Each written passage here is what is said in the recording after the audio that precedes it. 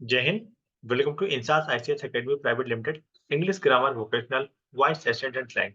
आपको बता दें कि समय समय पर होने वाले जितने भी सेंट्रल एग्जाम्स होते हैं जहाँ पे भी इंग्लिश आती है उसमें ग्रामर ही पूछी जाती है। स्पोकन इंग्लिश का एक अलग अर्थ है कि आपको भाषा ही सीखनी होती है, लेकिन एग्जाम कोई भी हो वहाँ पे सिर्फ ग्रामर पूछी जाती है। तो ग्रामर की बेसिक कॉन्सेप्ट समझने के लिए कुछ ऐसे पैटर्न होते हैं जिन्हें हमें अच्छे से एक बार समझ लेना चाहिए, ताकि आने वाले भविष्य की जो भी परीक्षाएं हैं उनमें हम अच्छे अंक प्राप्त कर सकें। तो English grammar vocational voice assistant style में ऐसे बहुत सारे नियम बताए जाते हैं जिनको आप सहज भाषा में सीख कर अच्छे अंक प्राप्त कर सकते हैं और अपने स्पोकन इंग्लिश को भी इम्प्रूव कर सकते हैं। तो आज का जो वर्ड है ये फ्रैक्शन वाले वर्ड हैं, और फ्रैक्शन वाले वर्ड जब भी आते हैं तो उनको यूज करने का अपना एक सही तरीका होता है। तो ऐसे कौन से वर्ड हैं जिन्हें हम यूज करते हैं? अब आप यहाँ पे एक चीज को समझिए कि जैसे यहाँ पे लिखा हुआ न्यूमरल एडजेक्टिव। न्यूमरल एडजेक्टिव का मतलब होता है संख्यात्मक विशेषण। अब यहाँ पे इसका नाम बताने से कोई मतलब नहीं है, क्योंकि आपको नाम पता चल जाएगा, उससे आपको कोई लाभ नहीं होना है। ये संख्यात्मक विशेषण क्या है इनको आप पहले समझिए, लेकिन इनका सबसे अच्छा यूज कैसे होना है वो ज्यादा इंपॉर्टेंट है। कोई भी संख्यात्मक संख्यात्मक का मतलब होता है जिसमें गिनती आई हो। अगर कहीं भी कोई भी गिनती आती है, गिनती का मतलब क्या हो गया? अब जैसे हम लोग गिनती कैसे लिखते हैं, हमें डेढ़ लिखना है, ठीक है, कि ये घड़ी का समय हो गया, या हमें किलो में लिखना है तो 1 and 50 हम इस तरह से लिखते हैं, तो ये 1.5 किलो हो गया, ये 1:30 बजे हो गए। या हमें ढाई लिखना है, तो अगर घड़ी का समय है तो ढाई हम ऐसे लिखते हैं, लेकिन अगर किसी को हमें तौल में देना है तो उसको हम इस तरह से बताते हैं। तो ये हमारे ये ढाई हो गया। अब यहाँ पे आपको ये समझना होगा कि ये नापने वाला और ये घड़ी का समय इसी तरह से मीटर में भी उपयोग होता है। जैसे कि 1 मीटर होना है तो ठीक है, तो वहाँ पे हम 1 मीटर लिख दिए, या 2 मीटर लिखना है तो हम 2 मीटर लिख दिए। लेकिन कभी-कभी हमें क्या होता है कि 2.5 मीटर लिखना है। तो अब 2.5 मीटर लिखने के लिए आप तो इस तरह की संख्याओं का उपयोग कर सकते हैं। लेकिन अगर इन संख्याओं को अगर हमें यूज़ करना है इंग्लिश स्पोकन में, तो हम किस तरह से यूज़ करेंगे, उनको कैसे लिखा जाएगा? आज इन्हीं बातों को हाफ का मतलब आधा होता है। क्वार्टर इसका मतलब पौने होता है। एक चीज़ जानिए, क्वार्टर का मतलब पौने होता है। थ्री क्वार्टर का मतलब हम एक किसी भाग को हम 3 भाग में अगर उसको डिवाइड कर देते हैं, वो हमारा थ्री क्वार्टर होता है। तो इस तरह से अगर आपको कभी आधा बताना हो, या कभी सवा बताना है, या कभी पौने बताना हो, या डेढ़ बताना हो, इस तरह से बातें बतानी होती है।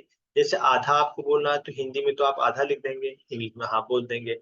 ठीक, अगर हमें पौने बताना है तो पौने के लिए भी हमें कुछ यूज़ करने होंगे वर्ड, या हमें सवा बताना है तो इसके लिए भी हमें कोई इंग्लिश का वर्ड यूज़ करना पड़ेगा, या कहीं हमें साढ़े बताना है तो इसके लिए भी हमें कोई वर्ड यूज़ करना पड़ेगा। तो इन सारे वर्ड को हम कैसे इंग्लिश स्पोकन में यूज़ करते हैं, खास करके ग्रामेटिकल पोर्शन में, उन सभी बातों को यहाँ पे एक अच्छे माध्यम से सीखिए, खास करके इस तरह से। अब यहाँ पे ध्यान दीजिए कि यहाँ पे लिखा है शी वाज़ लेट बाय। आपको इससे मतलब नहीं है, क्योंकि ये तो आपका एक सेंटेंस है। आपको जो सीखना है वो क्या सीखना है?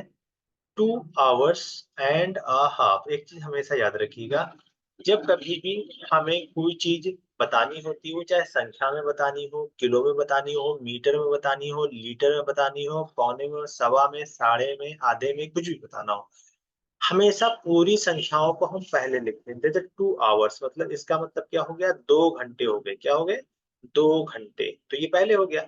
एंड अ हाफ, और इसका मतलब क्या हुआ? आधा घंटा। तो इस तरह से हम क्या कह सकते हैं इसको, कि हमारे 2.5 घंटे हो गए। ठीक है?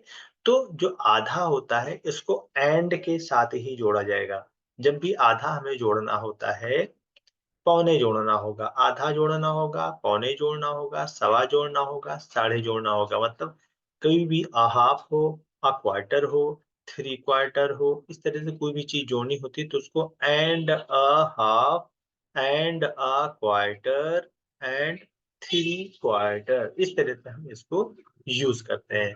तो कभी भी कोई भी गिनती आती है, कोई भी संख्या आती है, आधा, पौने, सवा, साढ़े, हमको कभी भी लिखना होता है तो पूर्ण संख्या को पहले लिखते हैं, और आधे, पौने, साढ़े संख्या को एंड के बाद लिखा जाता है।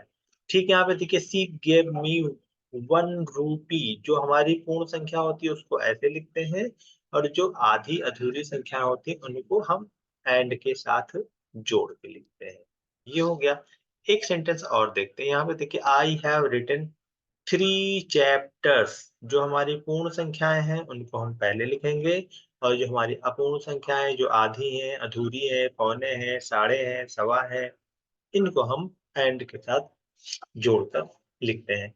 तो कभी भी किसी भी तरह की कोई भी गिनती हो, इस चीज़ को हमेशा याद रखिए। कभी भी किसी तरह की कोई भी गिनती हो, किसी भी तरह की कोई भी संख्या हो, किसी भी तरह का कोई भी मीटर हो, हमें मीटर वाली चीज़ों को लिखना है। किसी भी तरह की कोई भी चीज़ लीटर में आई हो, किसी भी तरह की कोई भी चीज़ ग्राम में आई हो, किसी भी तरह की कोई भी चीज़ पौने में हो या साढ़े में हो या किसी भी तरह की कोई चीज़ सवा में हो या किसी तरह की कोई भी चीज़ आधा में हो, तो ये चीज़ हमेशा याद रखिएगा कि जो पूर्ण संख्या होती है, पूर्ण संख्या मतलब जो कंप्लीट नंबर है, जैसे कि 1 रूपी, 2 आवर्स, 3 चैप्टर्स, ये पूर्ण संख्या है।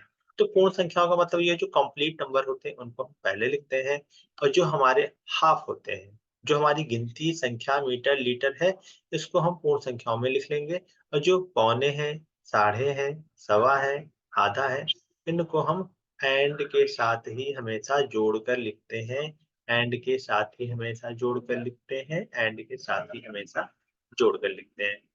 तो 2.5 किलो कैसे लिखना होगा? 2 kilograms and a half ऐसे लिखेंगे, ठीक? हमें ₹1.5 कैसे लिखना होगा? 1 rupee and a half।